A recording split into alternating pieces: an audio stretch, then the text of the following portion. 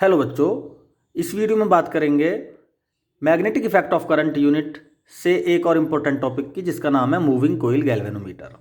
ये एक ऐसी डिवाइस है जो सर्किट में करंट की प्रेजेंस का पता लगाती है और करंट किस डायरेक्शन में है उसकी डायरेक्शन को भी बताती है। तो इसके कुछ पॉइंट्स है जिसको हम इस वीडियो में डिस्कस करेंगे। सबसे पहला पॉइंट है इसका प्रिंसिपल क्या है। इसका प्रिंसिपल है कि जब कोई करंट कैरिंग कोइल किसी मैग्नेटिक फील्ड में प्लेस्ड होती है तो उस पर एक टॉर्क लगता है, ठीक है। उसी टॉर्क की वजह से इसमें रोटेशन होता है। अब इसकी बात करेंगे कंस्ट्रक्शन की। कंस्ट्रक्शन में सबसे पहले ये ब्लू लाइनिंग से एक फ्रेम है, इसके अंदर ही इसके पार्ट्स एडजस्ट हैं।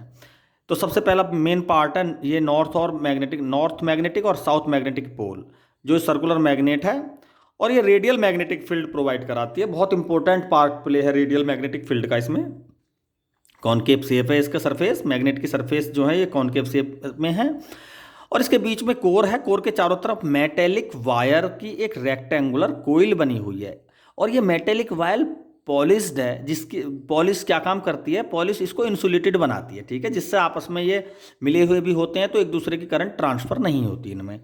ये यहाँ से स्टार्ट है। फॉस्फर ब्रोंज एक एलॉय है, उसका वायर है। इसकी बहुत इंपॉर्टेंट पार्ट प्ले इसी वीडियो में आगे डिस्कस करेंगे।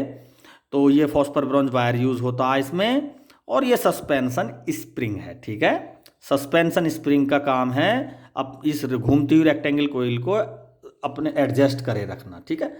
तो अब बात करेंगे इसकी वर्किंग की। वर्किंग बहुत सिंपल है। देखो, जैसे ही हम ये पॉजिटिव पोल है और ये नेगेटिव पोल है, जैसे ही हम पॉजिटिव पोल से करंट सोर्स से इसको अटैच करेंगे तो करंट मूव करेगा, कैरी करेगा इसमें, और कोइल में जैसे ही जाएगा इस पर टॉर्क लगेगा और टॉर्क लगेगा तो ये रोटेट करेगी कोइल, ठीक है। ये रोटेशन होगा इसमें। जैसी रोटेशन होगा तो ये जो फॉस्फर ब्रोंज वायर है यहाँ से इसमें ट्विस्टिंग आएगी, ठीक। जैसे ये ट्विस्ट करेगा तो इस पर एक पॉइंटर लगा होता है इस तरह से, जैसे मार्कर की डायरेक्शन है। जब ये ट्विस्ट करेगा ये वायर तो ये पॉइंटर इस तरह से इधर उधर मोशन करेगा, ठीक है। तो जिससे ये पता लगेगा कि करंट इसमें प्रेजेंट। जैसे इसमें डिफ्लेक्शन होगा इस पॉइंटर में जैसी डिफ्लेक्शन हमें पता लग जाएगा कि अब इसमें करंट कैरी है। करंट की डायरेक्शन चेंज हो जाएगी तो ये पॉइंटर की डायरेक्शन भी चेंज हो जाएगी इस तरह से, ठीक। तो इस तरह से इसमें डिफ्लेक्शन हो जाएगा। ये यहाँ पर पॉइंटर लगा होता है, ठीक है।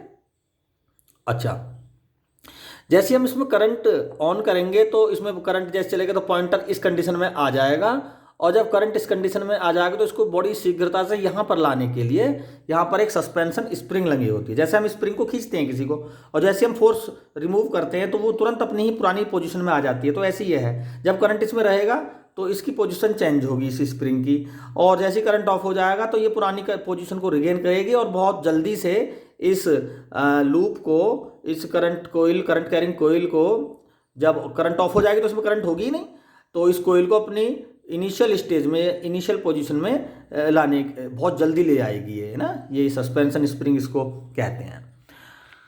तो इस तरह से करंट जब सर्किट में कैरी होता है तो ये कोइल रोटेट करते इस पर टॉर्क लगता है और साथ में फॉस्फर ब्रोंज वायर में ट्विस्टिंग होती है, ठीक है। तो अब इसी टॉर्क की बात करेंगे और यहाँ इसी टॉर्क को मैक्सिमम किया जाता है। टॉर्क की वैल्यू क्या होती है हमें पता है। टॉर्क की वैल्यू होती है tau is equal to NIAB sine theta, जहाँ थीटा क्या है, थीटा एरियल वेक्टर A और मैग्नेटिक फील्ड B के बीच का एंगल है। तो टॉ की वैल्यू हम मैक्सिमम बनाना चाहते हैं तो उसके लिए साइन थीटा 1 होना चाहिए, थीटा 90 डिग्री होना चाहिए। तो ये जो रेडियल मैग्नेटिक फील्ड है ये थीटा की वैल्यू को 90 डिग्री करने का काम करता है। वो कैसे करता है उसकी बात अभी करेंगे। तो फिलहाल इसको थीटा 90 डिग्री करके इसको फर्स्ट इक्वेशन बना लेते हैं। क्लियर। अब ये देखो जरा, हमारे पास ये सर्कुलर कोइल है, सर्कुलर मैग्नेट के दो पोल है, नॉर्थ पोल और ये साउथ पोल, ठीक है। तो यहाँ पर होता क्या है, नॉर्थ से लाइन निकलती हैं ऐसे और ये साउथ में को चली जाती हैं ऐसी, यहाँ से इस तरह से नॉर्थ से निकलती हैं और साउथ में को ये चली जाती हैं ऐसे, इस तरह से। तो हम इनको कुछ इस तरह से, हम इसको बीच में से हटाकर ऐसे, बस इतना इतना भी दिखा सकते हैं ऐसे, ठीक है। ऐसे हम इस तरह से दिखा सकते हैं इसको। तो हमने मान लिया ये नॉर्थ पोल है, ये साउथ पोल है और ये बीच में इसके कोई रेक्टेंगुलर कोइल है। तो देखें जरा, जब कोइल इस कंडीशन में है, तो ये वाली लाइन 90 डिग्री पर है और इसी 90 डिग्री की वजह से इस पर मैक्सिमम टॉर्क लगेगा, ठीक है। ये घूम जाएगी, घूम के अगर मैंने मान लिया, ये दूसरी कंडीशन देखो जरा, ये फर्स्ट कंडीशन है कोयल की, ये रोटेशन के बाद दूसरी कंडीशन है, मैंने मान लिया कोयल यहाँ से कुछ ऐसे घूम गई, तो ये कंडीशन बन गई। तो इस कंडीशन में देखो ये वाली लाइन 90 डिग्री पर इसको टच कर रही है, इस वाली लाइन को, है ना। तो कहने का मतलब ये हुआ, ये किसी डायरेक्शन में भी घूमे, कोई ना कोई मैग्नेटिक लाइन 90 डिग्री जरूर क्रिएट कर लेगी, और जैसे 90 डिग्री बन जाएगा एंगल, तुरंत ही टॉर्क मैक्सिमम हो जाएगा। तो ये सर्कुलर कोइल जो होती है, ये रेडियल मैग्नेटिक फील्ड प्रोवाइड कराती है, और रेडियल मैग्नेटिक फील्ड की यही प्रॉपर्टी होती है कि बीच में जो कोइल होती है उसको कहीं भी घुमा दो तो ये वहां पर मैक्सिमम टॉर्क देगी थीटा 90 डिग्री बनाकर, ठीक है। अब जैसे ही ये मैक्सिमम टॉर्क इस पर लग गया, ये टॉर्क क्या काम करेगा, इसको ट्विस्ट कराएगा फॉस्फर ब्रॉन्ज वायर को। ये इंपॉर्टेंट पार्ट है इसका, फॉस्फर ब्रॉन्ज वायर में ट्विस्टिंग होगी, ठीक है। और वो ट्विस्टिंग क्यों होगी, क्योंकि जो कोइल का टॉर्क है वो इसके अंदर रिस्टोर हो जाएगा, उसको हम मान लेंगे टॉ डैश, और ट्विस्ट होगा तो एंगल ऑफ ट्विस्ट बनेगा फाई, ठीक है। एंगल ऑफ ट्विस्ट इस टॉ डैश के डायरेक्टली प्रोपोर्शनल होगा, और टॉ डैश बराबर सी फाई, ठीक। टॉ डैश इक्वल टू हो जाएगा सी फाई, सी कांस्टेंट है जिसको हम टोरोशनल कोफिशिएंट बोलते हैं। इसकी वैल्यू होती है pi R 4 eta upon 2L। L लंबाई है इसकी, ईटा रिजिडिटी, और आर क्या है इसका, रेडियस है, ठीक है। तो अब ये कब तक रोटेशन करेगा, कब तक ट्विस्टिंग होगी, जैसे जैसे टॉर्क बढ़ेगा वैसे वैसे इसका भी रिस्टोरिंग बढ़ जाएगी, ये टॉर्क इसके अंदर रिस्टोर होगा। और एक कंडीशन में ऐसा होगा कि ये ट्विस्ट होना बंद हो जाएगा, यानी इसका टॉर्क और इसका टॉर्क क्या हो जाएगा आपस में बराबर, और वो हो जाएगी बैलेंस कंडीशन। इस कंडीशन में हम लिख सकते हैं जो टॉ की वैल्यू है वो टॉ डैश के इक्वल हो गई है, ठीक है। तो टॉ की वैल्यू है NIAB और टॉ डैश की है सी फाई, क्लियर। तो ये एक इक्वेशन आ जाती है इक्विलिब्रियम की कंडीशन में कि टॉर्क जो रेक्टेंगुलर कोइल का टॉर्क है वो फॉस्फर ब्रॉन्ज वायर के रिस्टोरिंग टॉर्क के बराबर हो गया यहाँ पर, जिसकी वैल्यू है सी फाई, ठीक है। इसी इक्वेशन की हेल्प से हम आगे करंट सेंसिटिविटी फाइंड करेंगे, और इस फॉस्फर ब्रॉन्ज वायर की थोड़ी सी और प्रॉपर्टी भी इसमें एक्सप्लेन करेंगे, जिसे करेंगे हम नेक्स्ट सेक्शन के अंदर। तो बच्चों पिछले सेक्शन में हमने ये इक्वेशन लिख ली थी, अब बात करेंगे हम करंट सेंसिटिविटी के बारे में।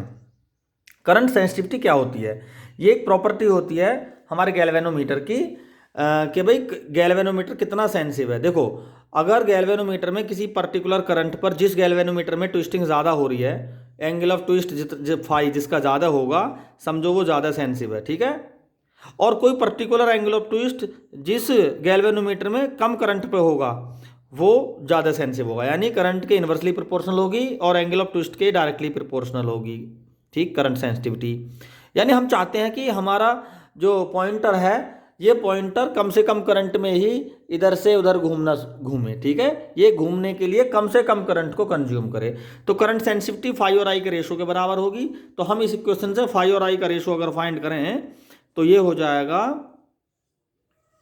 NAB upon C, clear. ये हो गया आपका करंट सेंसिटिविटी का फॉर्मूला।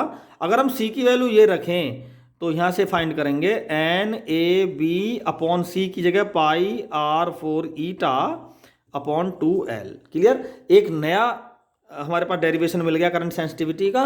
देखो ये ईटा क्या है, ईटा है रिजिडिटी, रिजिडिटी इन्वर्सली प्रोपोर्शनल है करंट सेंसिटिविटी के, यानी जिसकी रिजिडिटी ज़्यादा होगी, कठोरता ज़्यादा होगी, वो कम सेंसिटिव होगा। इसका मतलब फॉस्फर ब्रॉन्ज वायर की रिजिडिटी कम होती है, ईटा इसकी रिजिडिटी कठोरता कम होती है, इसलिए फॉस्फर ब्रॉन्ज का वायर का यूज़ हम यहाँ पर करते हैं, ठीक है। क्योंकि इसकी रिजिडिटी कम होती है, मुलायम होता है, आसानी से ट्विस्टिंग होती है इसके अंदर।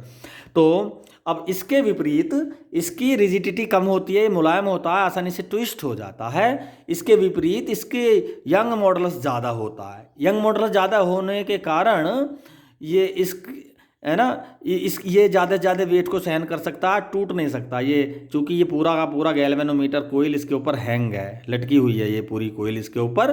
तो इसकी यंग मॉडुलस ज़्यादा होता है, इसलिए ये आसानी से टूट भी नहीं सकता, ठीक है। इसे टेंसाइल होता है बहुत ज़्यादा, ठीक।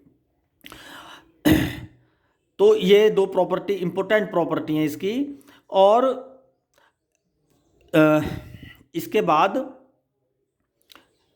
ये फॉस्फोर बोसॉन की प्रॉपर्टी होगी हमारी सारी, और ये रेडियल मैग्नेटिक फील्ड का मेन काम हो गया, क्या हो गया, और कोर है, इसके ऊपर कोइल सस्पेंशन स्प्रिंग है, ठीक। और ये करंट इस तरह से घूम फिर कर साथ में कहाँ कनेक्ट हो जाएगी, यहाँ फाइनल आकर इस पर आकर, और ये सीधी नेगेटिव में चली जाएगी, ठीक है।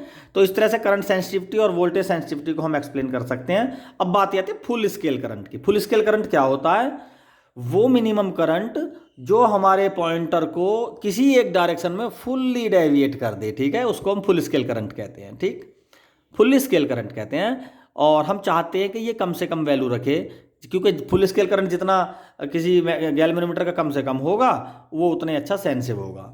अब बात करेंगे मेरिट की। मेरिट क्या होती है, देखो जब यहाँ पर एक पॉइंटर लगा होता है तो ऊपर एक स्केल भी लगा होता है, उस पर बहुत सारे डिवीज़न होते हैं, तो किसी एक डिवीज़न को कवर करने के लिए जितनी करंट की रिक्वायरमेंट होती है उसको गैल्वेनोमीटर की मेरिट बोलते हैं, ठीक। तो इस तरह से हम आसानी से इस गैल्वेनोमीटर की वर्किंग, प्रिंसिपल, कंस्ट्रक्शन आदि को समझ सकते हैं, इसकी सेंसिटिविटी क्या है, और साथ में भी वोल्टेज सेंसिटिविटी और रहेगी हमारी, इसको और देख लेते हैं बच्चों।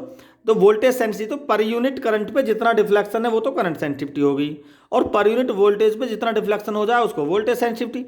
तो पर यूनिट वोल्टेज कैसे बने, अगर हमें आर की मल्टीप्लाई कर दें तो आई आर वी हो जाएगा, फाई अपॉन वी हो जाएगा, ये क्या हो जाएगा, फाई अपॉन वी, और फिर आर की मल्टीप्लाई इधर करिए तो इधर भी करनी पड़ेगी फिर ऐसे, तो ये हो जाएगा N A B upon C into are.